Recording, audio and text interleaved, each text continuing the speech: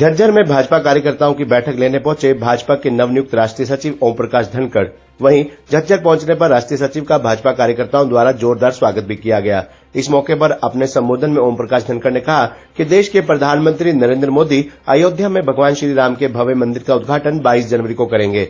रामलला के दर्शनों को लेकर देश भर में उत्सुकता का माहौल बना हुआ है। हर घर में भगवान श्री राम का कैलेंडर भी पहुंचाने का प्रयास करेंगे। धनखड़ ने कहा कि भगवान श्री राम के मंदिर के उद्घाटन की सूचना से पार्टी कार्यकर्ताओं में बहुत ही उत्साह का माहौल है। सभी के मन में रामलला के दर्शनों को लेकर उत्सुकता है। कार्यकर्ता मिलकर उद्घाटन उपरांत ऐसी व्यवस्था करेंगे कि ज्यादा से ज्यादा लोग रामलला के दर्शन करने अयोध्या पहुंचे। वहीं राजस्थान में कांग्रेस पार्टी द्वारा किया जा रहे जीत के दावों के सवाल पर भी ओम प्रकाश धनखड़ ने जवाब दिया और कहा कि राजस्थान में भाजपा बड़े अच्छे बहुमत से जीत रही है और कांग्रेस जा रही है। राजस्थान में कांग्रेस की आपसी फूट से सरकार सचिवालय से नहीं और रेस्ट्रा व रिसोर्ट से चलाई गई। भ्रष्टाचार चरम सीमा पर रहा। उन्होंने कहा कि दीपावली उपरांत मध्य प्रदेश में चुनाव प्रचार के लिए मैं जा रहा हूं। मध्य प्रदेश में भी भाजपा के पक्ष में माहौल है। वहीं बिहार के मुख्यमंत्री नीतीश कुमार के बयान पर प्रतिक्रिया देते हुए धनखड़ ने कहा कि देश भर में उनके बयान पर ऐतराज हुआ है। बयान अति निंदनीय है, सर्वत्र आलोचना हो रही है। उन्होंने कहा कि अंतिम व्यक्ति तक इसकी आलोचना हुई है। वायु प्रदूषण पर पूछे गए सवाल का जवाब देते हुए उन्होंने कहा कि हरियाणा में काफी काम हुआ है। पंजाब और दिल्ली सरकार को भी इस दिशा में काम करने की जरूरत है। ये आरोप प्रत्यारोप का विषय नहीं है, काम करने का विषय है। सभी के स्वास्थ्य से जुड़ा हुआ है, इस पर गंभीरता से काम करना चाहिए। ऐसा है कि बैठक भारतीय जनता पार्टी में एक मैं कहूँगा कि रूटीन एक हमारा काम है। हम बैठ के करते रहते हैं, कार्यक्रम करते रहते हैं। उसी के निमित्त आज की बैठक कार्यकर्ताओं की थी बादली हल्के की। सब लोग पधारे, मैं सबका धन्यवाद करता हूं। और सबसे खुशी की बात यह है कि राम मंदिर का उद्घाटन होने वाला है। हमारे कार्यकर्ताओं में बड़ा चाव और उत्साह है और सबके मन में ये है कि रामलला के दर्शन हम भी करें। तो हम ये मना रहे हैं योजना कि जब राम मंदिर का उद्घाटन प्रधानमंत्री जी कर देंगे 22 जनवरी को, तो उससे के साथ साथ ही हम एक ये भी करेंगे कि हर घर में राम मंदिर का, भगवान राम का एक कैलेंडर भी पहुँचाएँ और उसके बाद जो साथी जाने के माताएं बहनें इच्छुक होंगे उस प्रकार की व्यवस्था या योजना भी बनाएंगे कि जो दर्शन करना चाहते हैं वो दर्शन भी करके आएँ। मैं लगातार पिछले कई दिनों से राजस्थान चुनाव में था। राजस्थान में भारतीय जनता पार्टी की सरकार आ रही है और बहुत अच्छे बहुमत से आ रही है। कांग्रेस जा रही है।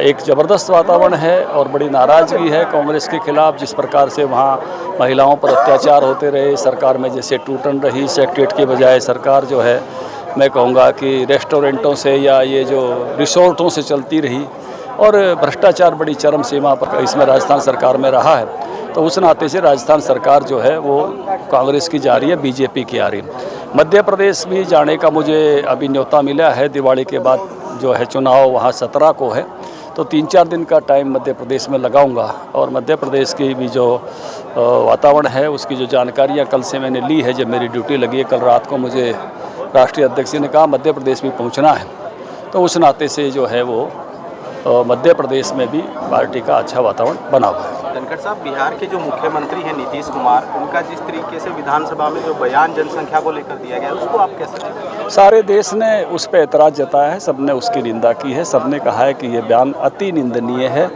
और मुझे लगता है कि अंतिम व्यक्ति तक ये बात पहुंच गई है और सर्वत्र इस बात की जो है आलोचना हो रही है। बढ़ता वायु प्रदूषण एक चिंता का विषय बना हुआ है। चाहे दिल्ली की सरकार हो, हरियाणा की सरकार हो या पंजाब की सरकार हो, एक दूसरे पर आरोप प्रत्यारोप लगा रहे हैं। समाधान की तरफ कोई नहीं जा रहा। देखिए, समाधान की तरफ हरियाणा में तो हम बड़े हैं। मेरे समय से ही पराली ना जड़े इसके मैनेजमेंट में बहुत तेज़ी के साथ लगे।